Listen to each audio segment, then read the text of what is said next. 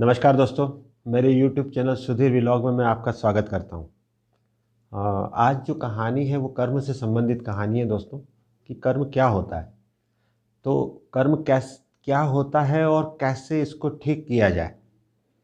तो ऐसी बात चल रही थी, गौतम बुद्ध अपने शिष्यों के साथ में बैठे हुए थे, तो एक शिष्य ने उनसे पूछा कि कर्म क्या होता है। तो गौतम बुद्ध ने कहा कि ठीक है, मैं इस पे बताने के पहले एक कहानी सुनाता हूँ। तो जो कहानी उनने सुनाई थी वो इस प्रकार है कि एक बार क्या हुआ, एक चक्रवर्ती राजा था। वो अपनी राजधानी में विहार के लिए निकला। जैसा कि जनरली राजा लोग कभी कभी पूरे अपनी राजधानी का चक्कर लेते हैं, तो उस दिन उसने कहा कि चलो आज राजधानी में घूमते हैं। तो राजा हाथी पे बैठ के निकले। तो साथ में मंत्री भी थे और उनके बहुत सारे सेवक लोग और सेनापति और दुनिया भर के, मतलब उनके। तो राजा जब निकलने लगा तो मेन बाजार में से होते हुए जब जा रहा था, तो एक बड़ी सी दुकान थी, उसके सामने रुका और मंत्री से कहा कि बिना कुछ कोई बात नहीं हुई थी, और मंत्री से कहा कि मैं चाहता हूँ कि इस दुकान के मालिक को फांसी की सज़ा दी जाए। मंत्री तो सोच में पड़ गया कि अचानक राजा को क्या हो गया कि ये फांसी की सज़ा की बात कर ली। अब सोच ही में था, तब तक हाथी आगे बढ़ गया। तो ये पूछता पूछता तब तक तो आगे निकल चुके थे। तो कुछ नहीं, बात पूरा राउंड हो गया। फिर महल में वापस पहुँचे तो मंत्री ने पूछा राजा से कि अचानक आपको ऐसा क्या हुआ कि लगा कि इसको फांसी की सज़ा दी जाए। तो बोले नहीं, वो पता नहीं क्यों मेरे दिमाग में ऐसे विचार आए कि इस व्यक्ति को, जो इसका मालिक है, इस दुकान का मालिक है, इसको फांसी की सज़ा दी जाए। तो मंत्री बड़ा दुखी हुआ कि अचानक ऐसा क्या हो गया। तो दूसरे दिन सुबह वो भेष बदल के उसी दुकान पे पहुंचा और उस दुकान के जो मालिक थे उससे कहा कि ये जो दुकान है आपकी तो अच्छी दिख रही है और इसमें श्रेष्ठ चंदन दिख रहा है। तो वो बोले हाँ, मैं चंदन का बड़ा व्यापारी हूँ और काफ़ी समय से मैं हैरान परेशान हूँ कि मेरा चंदन बिकता ही नहीं है। क्योंकि क्या है कि चंदन बहुत अच्छी क्वालिटी का है और ग्राहक आते भी हैं, उसको देखते भी हैं, उसको सूंघते भी हैं, और उसके बाद एक हाथ कोई खरीदता है। तो मैं इतनी सारी चंदन की लकड़ी लेने के बाद भी उनको बेच नहीं पा रहा हूँ और बड़ा गरीबी में जीवन यापन जी रहा हूँ। तो मन में ही मन मेरे हमेशा विचार उठता है कि क्यों ना यहाँ का हमारा जो राजा है, ये अगर मर जाए तो ये चंदन की लकड़ी में ही उसका दाह संस्कार होगा और मेरे यहाँ की चंदन की लकड़ी वहाँ चली जाएगी और उससे जो मुझे पैसे आएंगे तो मैं अमीर हो जाऊँगा, मेरी रोजी रोटी बहुत अच्छे से चलने लगेगी। मंत्री ने फट से बात पकड़ ली। उसको लगने लगा कि इस दुकानदार के दिमाग में जब ये चीज़ें चल रही है कि राजा मर जाए, तो इसीलिए राजा के भी दिमाग में कुछ इसके प्रति गलत भाव पैदा हुआ और राजा ने भी इसको मृत्युदंड देने का आदेश दिया।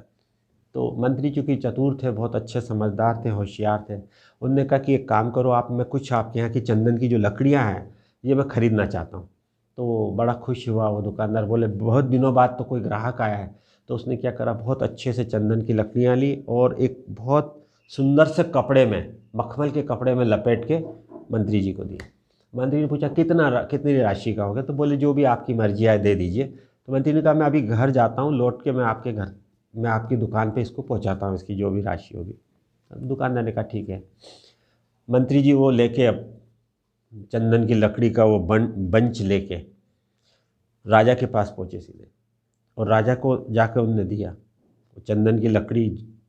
बोले ये महाराज, ये आपको उस चंदन के व्यापारी ने ही भेजी है गिफ्ट में, कि राजा इतना अच्छा है तो उसको ये चंदन की लकड़ी दी जाए। तो राजा ने चंदन की लकड़ी का वो जो कपड़े के अंदर लपटी हुई थी, मखमल के कपड़े में बढ़िया सी, उसको खोला तो अंदर देखा इतनी सुनहरे प्रकार का और बहुत ही अच्छी क्वालिटी का चंदन था। सूंघ के देखा तो आहा क्या मज़ा आया, इतनी अच्छी खुशबू थी उसकी। राजा का मन बड़ा प्रसन्न हो गया।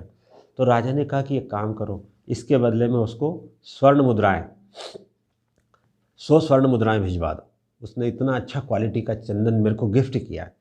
तो एक सेवक के हाथों से वो स्वर्ण मुद्राएं उसके पास चली गई, दुकानदार के पास, और बता दिया कि ये राजा ने भिजवाई है।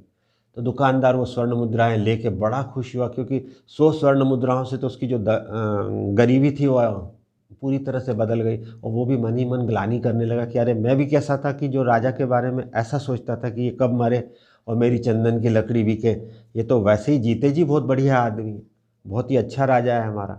तो अब इसके दिमाग में भी ये विचार बदल गया। जैसे ही राजा के दिमाग में विचार बदले, राजा ने उसका हेल्प करी, तो वैसे ही इस दुकानदार के दिमाग भी चेंज हुआ।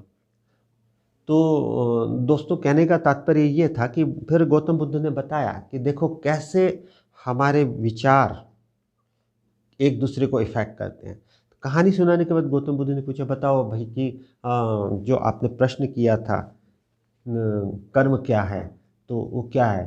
तो बोले कोई कर्म का मतलब ये नहीं कि कोई कार्य करना है, कोई इच्छा है, कोई श्रद्धा है, ये नहीं है। कर्म मतलब हमारे विचार। जैसे ही हमारे विचार उठते हैं मतलब वो कर्म का पहला सीड हो जाता है। तो दोस्तों, इस पर बड़ा विशेष रूप से ध्यान रखना है हमको।